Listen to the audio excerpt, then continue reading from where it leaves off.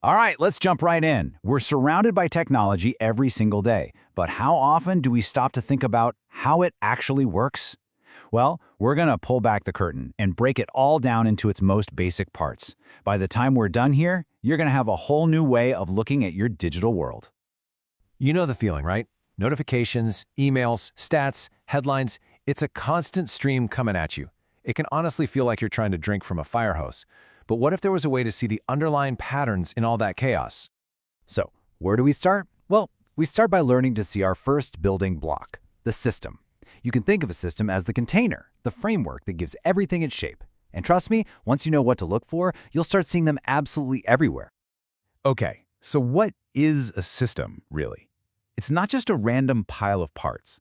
It's a group of things that are connected in a very specific way.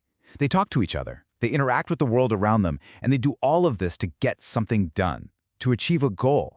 And once you get that definition, you realize they're all over the place. The payroll system that makes sure you get paid, the inventory system at the grocery store, even the simple file folders on your computer. They're all systems, all with parts working together for a purpose.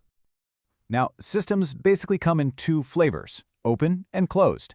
Almost every system we deal with is an open system. Think about it. Your body takes in food, cloud software gets updates. They're constantly interacting with their environment.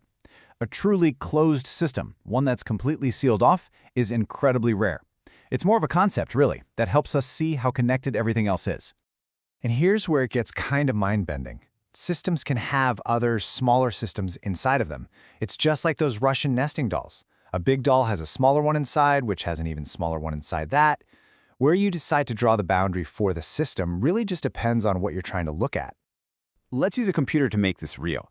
At the biggest level, the outermost doll, if you will, the computer system includes everything. The operating system, the apps, the network, and yeah, even you, the person using it. That's the whole shebang.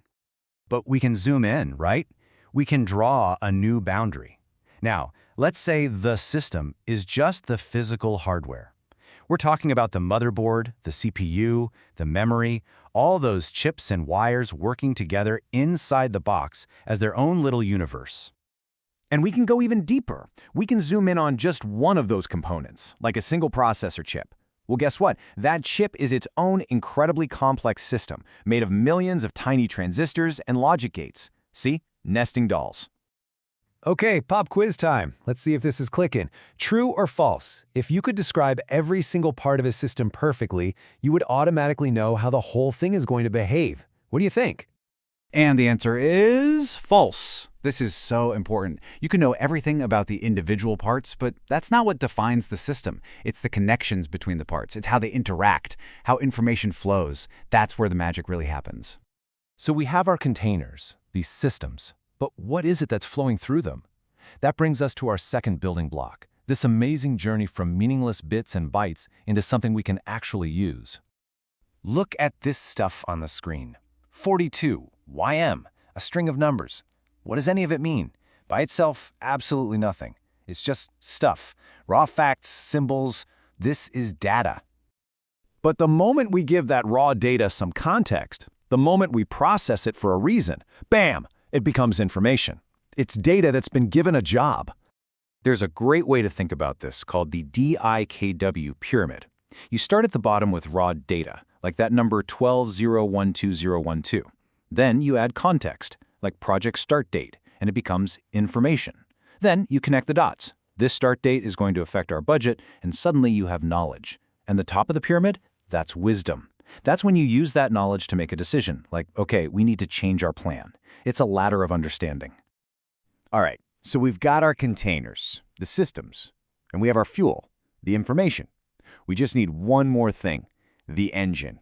And that's our third and final building blocks, the algorithm. Think of it as the computer's recipe book. So an algorithm is really just a very, very precise, step-by-step plan.